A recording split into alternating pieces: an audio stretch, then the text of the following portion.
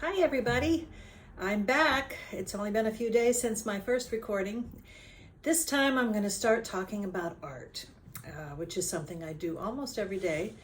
For 25 years I've been doing it almost every day. And I did that for a number of reasons. I quit my day job long ago because I wanted to force myself to get the daily, hourly, lessons, experience, to go through all the cycles that I need to go through. I believe strongly in I think it's Malcolm Gladwell, correct me if I'm wrong, who talks about the 10,000 hours. I believe in that. And I think that you just have to, you can't do art on the weekends and expect a lot from that experience. You have to pretty much make a life of it, I think, to maybe have a body of work, to find out who you are as an artist, etc. So early on, I decided I would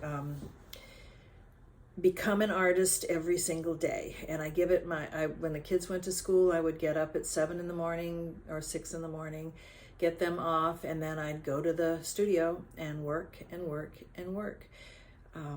I'm not going to go into the long, tall story about how I did this and that and all that. I will sometimes talk about it. But I have now moved, as you know, and I'm living in this little, many of you know, not everybody knows, of course. I moved from the big house in Napa to a one-bedroom apartment here in Long Beach. I live in a lovely little neighborhood, and I walk it daily 3 or 4 times because I walk dogs. I walk my son's little dachshund and I walk my poodle, and we visit visually all of the little bungalows. They're bungalows, one after another, street after street after street, and they're all, because they're so old, they have been carefully crafted into each owner's individual masterpiece. The gardens are all different, the paint colors are all different, the trim, the window coverings. It's just really fun to look in at night when you see the lights glowing through the plantation shutters, and to see the improvements that have been made. I'm not talking about being a peeping Tom. I'm just talking about enjoying the atmosphere that the little houses create. The little houses are way beyond my budget, though. They're way more than the house that I sold cost. Probably several $1,000,000, if not, maybe some are more, maybe some are less. But I guess because it's California and because it's near the water, we've got a limited commodity that they can get the price that they want. Anyway, I go for my walk in the morning, then I come home, I do a few errands, then I walk my dog, and I come home and I paint. Because I'm painting in a confined space now and not a big studio like I used to have, I am focusing on 8x10s. I love 8x10s. 8x10s can give you, it's enough space to create a vignette of figures, which is what I really love to do, or a sweet little floral. As you know, those of you who have been to some of the better museums in the world, you can see, I think it's Manet. No, sorry, I think it's Monet. Maybe it's Manet. I'll have to look it up. The sweet little florals that he does in the vases with the single rows, or you've got my favorite Bonnard, who does all the color on color. He's mixing the warm and the cool together and making the whole thing kind of pop with exciting pinks, and he uses a lot of turquoise and lavenders, and it's just really beautiful. And those are small paintings, and they're fun. So what I did is I filmed myself painting a floral. I'm not painting it from life, I'm painting it from memory, because I painted a lot of florals. And I want to take you through some of the main ideas of painting. And I'm going to show you the video and talk about it with my voice over the video so you can see what I'm doing. I'm hoping that I will learn how to do picture-in-picture while the video is playing. I can be talking. I know how to do the picture-in-picture of 2 videos, but I don't know how to narrate it while it's showing yet. But I will learn. I will learn. So I start out with this little 8x10, and I painted my studio, which is basically a very small bedroom. And I start out by toning the canvas. And I am going to work in the beginning here on the YouTube channel. I mean, I do so many different ideas, you know, there's not always just one way to paint. But this particular way, I'm going to use 3 colors from the color wheel. And in a later video, I'm going to talk about the color wheel because I am mad about color wheels. I totally love them. I click my little glasses up. But this particular floral, you almost always have to have a yellow for sure. But I'm going to do, you want it to be in 3 different places, 1, 2, 3, making a triangle on the color wheel. And that way they're all completing each other. When you hear the word complementary, it means for your eye, the physicality of your eye needs that 3rd color to complete the experience. So I'm going to be using yellow, which is here.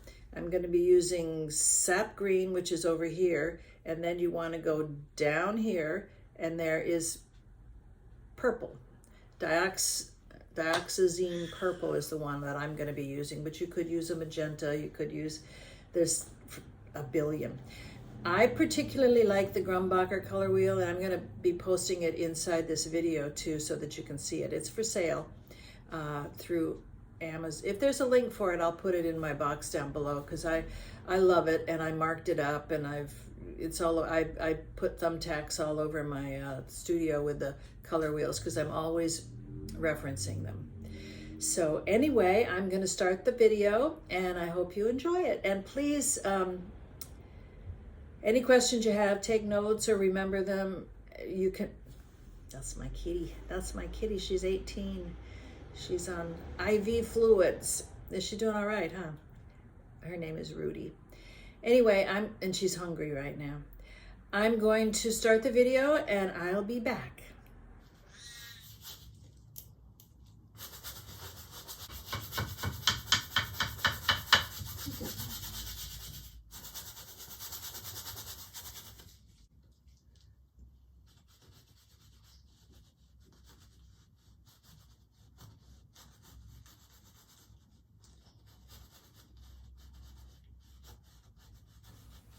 Okay, what you just saw me do was tone the canvas.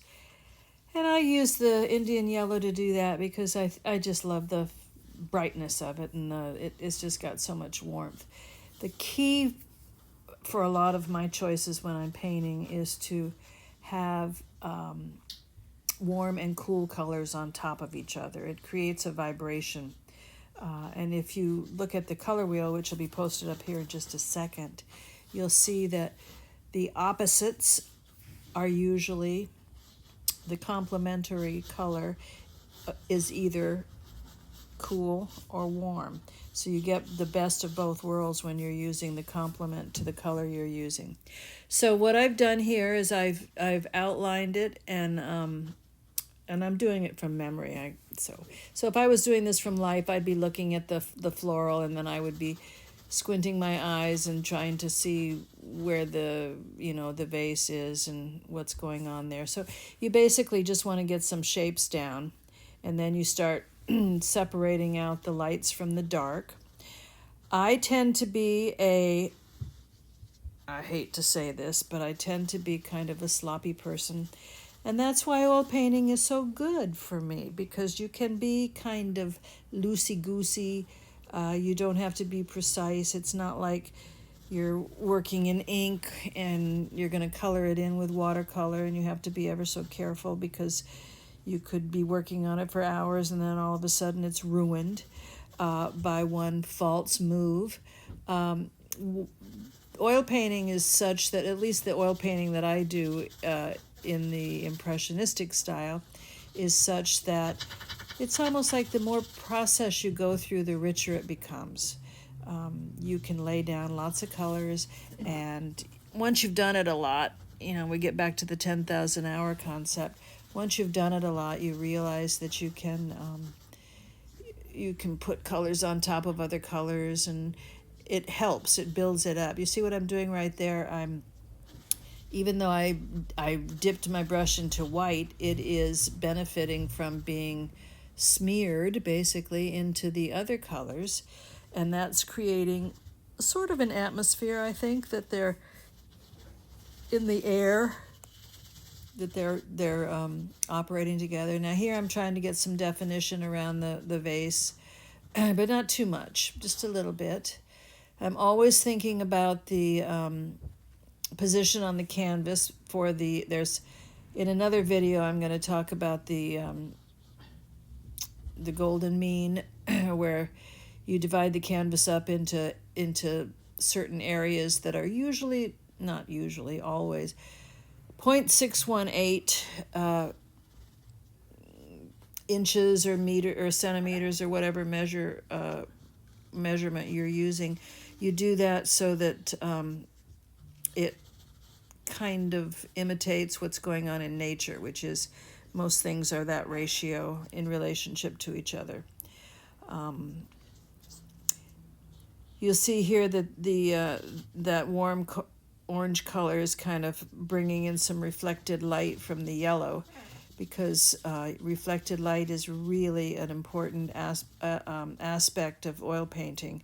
You want to create a feeling that it's in the space that you've chosen it to be in, and it reflects the light of surrounding objects that are near it.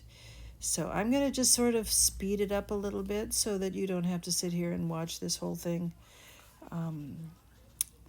Just a minute.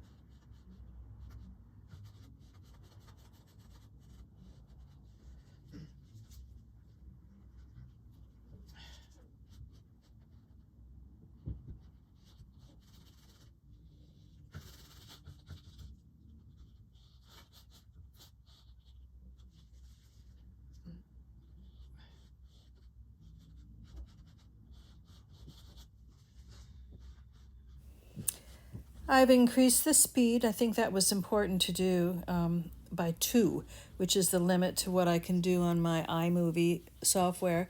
So if you want to get to the end of it, you can see the results. It's really fun to make it on your little scale on YouTube. You can fast forward it so you can see it, how it looks at the end. But you start to see that I'm adding the highlights, and the roses are suggestive. I'm not doing anything really detailed or deep since it's coming from my imagination. And if I had it in front of me, maybe I could develop the flowers a little bit more. But it's a feeling, I'm painting a feeling, and I'm painting it with 3 colors. As I said before, purple, green, and yellow. And that, I can't tell you how much that helps in building a unified painting.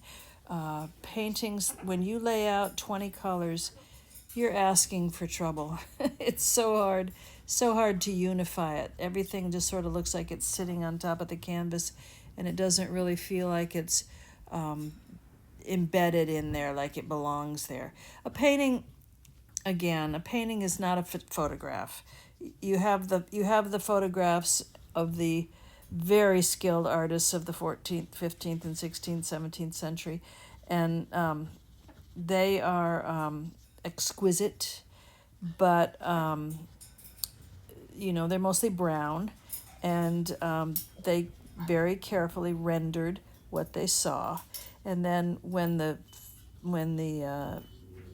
19th century came along, and Winsor Newton was one of the first ones that started creating paints in tubes. They started coming up with more colors.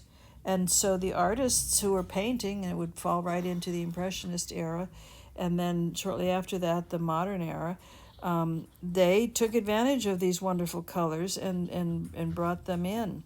So art is a partnership with technology and with science and capitalism, I guess, because it changes what's available to the artist, and they are always messing around with matter. Artists love stuff. Anyway, keep watching, and I'm going to post the final picture at the end, and you'll see me again.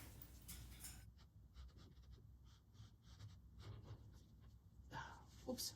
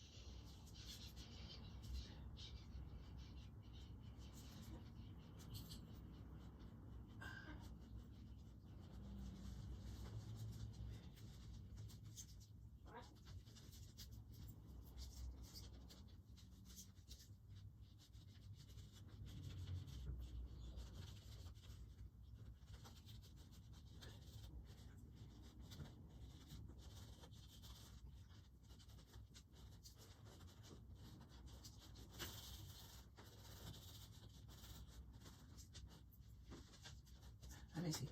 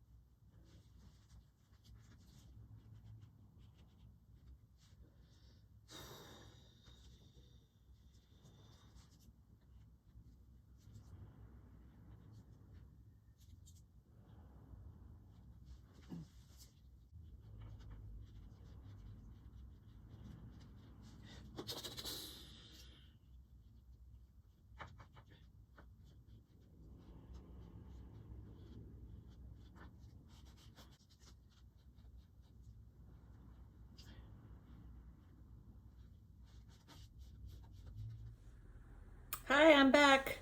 Well, I hope that wasn't too tedious, and if you're still with me after that long video, and I tried to speed it up in certain areas, as you can see, but I'll get better, so this is a beginning. The painting, I'm going to put a little picture of the painting right in here, and let me move my head a little over so I can put it right here. And the painting is going to be for sale. It's available. This is my new plan. It's available on my website on a very special hidden page, and I will put the link below in the description box. If you click the description of this particular video, you should see a link to it. If you want to buy it, it's for sale for $99 until it's dry.